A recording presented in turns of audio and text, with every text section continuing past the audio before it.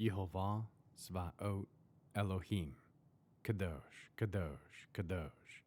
Please fill me and lead me, and cover me and stir me, and speak through me with your Ruach HaKodesh, that I may speak your written words with boldness and humility to those who listen.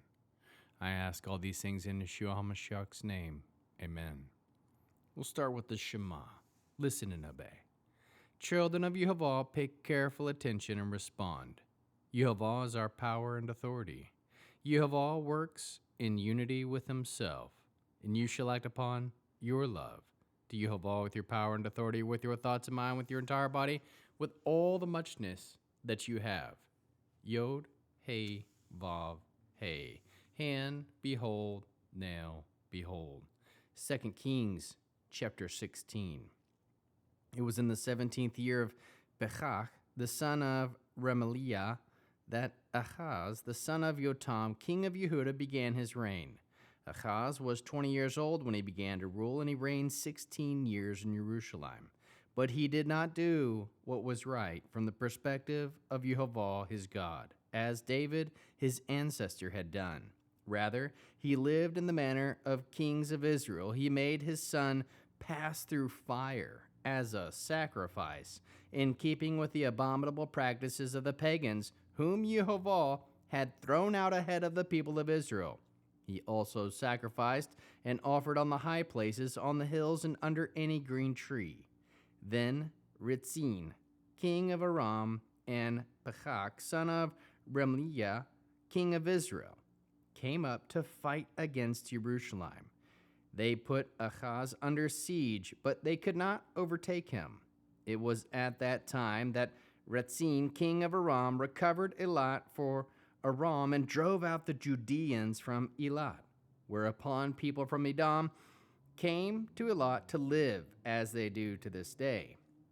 Then Ahaz sent messengers to Tiglath-Pileser, king of Ashur, with this message: I am your servant and your son.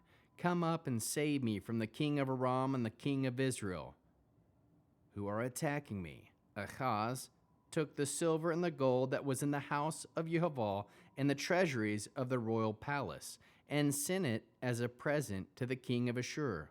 The king of Ashur heeded him. The king of Ashur attacked Damascus and captured it. Then he carried its people away captive to Kir and killed Ritzin.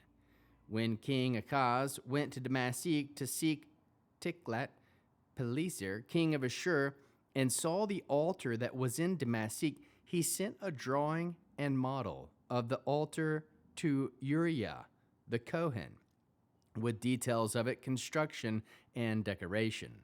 Then Uriah the Kohen built an altar exactly according to the design of King Ahaz had sent from Damascus. Uriah the Kohen had it ready by the time King Ahaz returned from Damascus.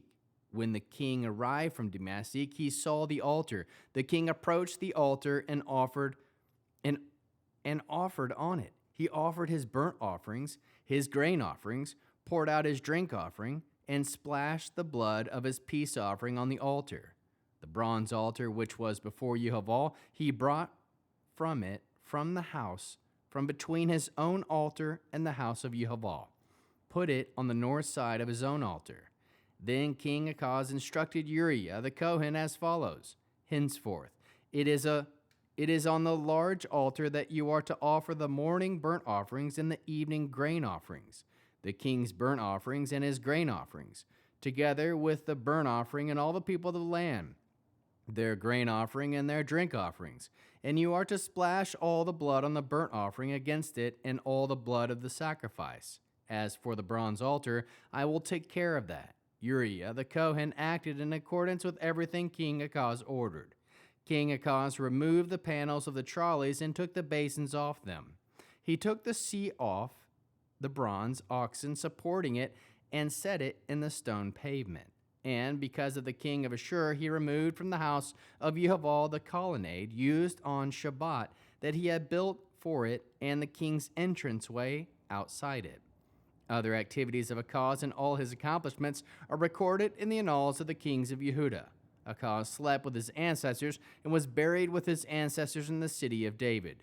Then Hezekiah, his son, took his place as king. How can we learn to love our Creator after reading this 16th chapter of 2 Kings?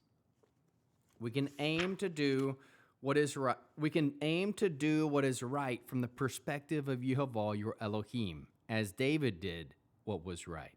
Serve Yehova alone. Rest on Shabbat. How can we love others as Yeshua loves us? We can show others what to do that is right from the perspective of Yehova, as David did. Bear one another's burdens. We can serve Yehova alone. Produce spiritual fruit, love, joy, peace, patience, kindness, goodness, faithfulness, humility, self-control. We'll end this Friday night Shabbat with the Aaronic blessing using the name. Yehova will kneel before you presenting gifts, and he will guard you with a hedge of protection. Yehova will illuminate the wholeness of his being toward you, bringing order, and he will provide you with love, sustenance, and friendship. Yehova will lift up the wholeness of his being and look upon you and set in place all you need to be whole and complete. Shabbat Shalom.